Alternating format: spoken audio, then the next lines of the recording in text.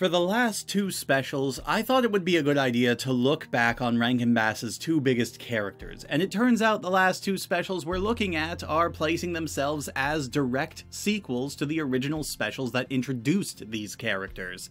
Today's topic, the legend of Frosty the Snowman, disregards the existence of any other specials beyond the original Frosty, just taking place a long while into the future. And it's an interesting take on the source material, that's for sure.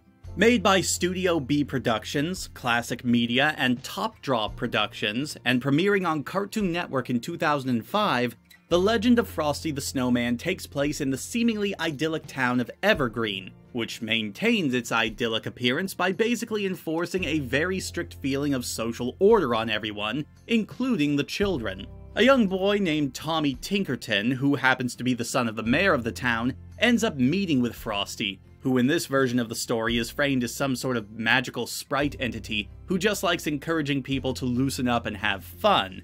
And through his influence, the children start to rebel against the harsh rules of the town and just start to be kids.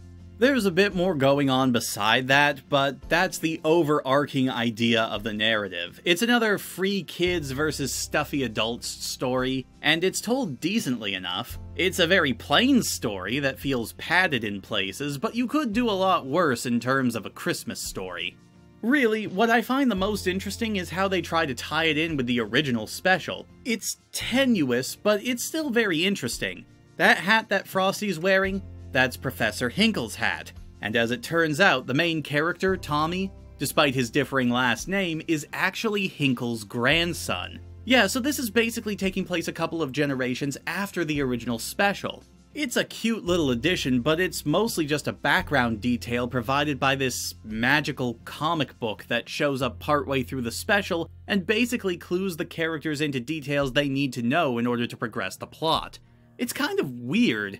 And there are some elements of the story that just make me uncomfortable, like how Tommy's parents show very blatant favoritism. Yeah, they snap out of it by the end, but it still paints them in a really negative light, the way that they obviously care more for their older son than their younger one, seeing one kid as the golden child and the other one as, well, just their second son.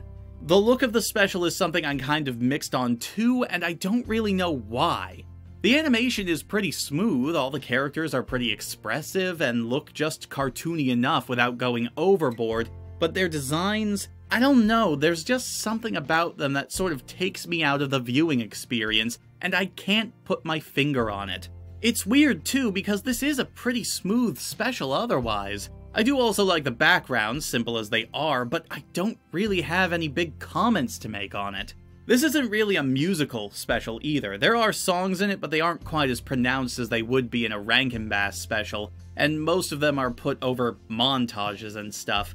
The voice acting is good, though it lacks a lot of standout performances. Everyone just sort of sounds normal. The background music is good at setting the mood and conveying whatever's happening in the scene. It even ducks out at certain points to let the action on screen speak for itself, which I appreciate. It all comes together to form a special that is perfectly serviceable. Yeah, that's how I put it, serviceable. I don't really know what to say about it.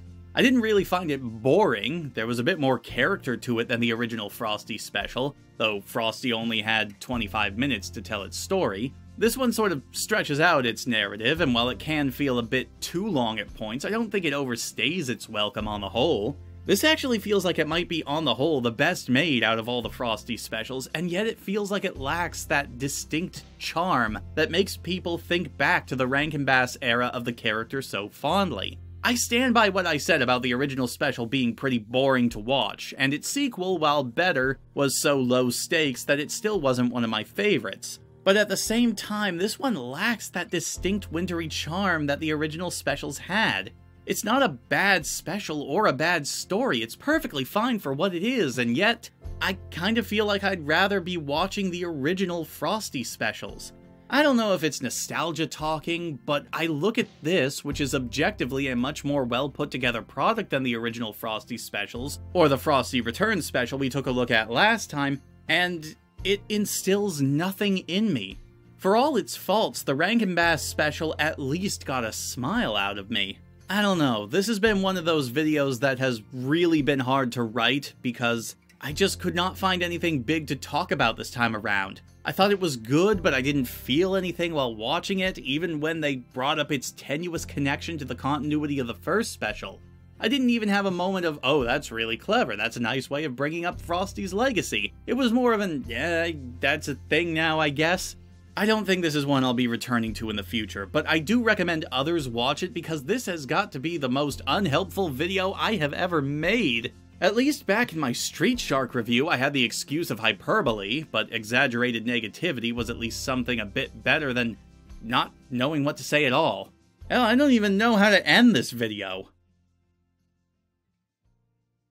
Well, bye.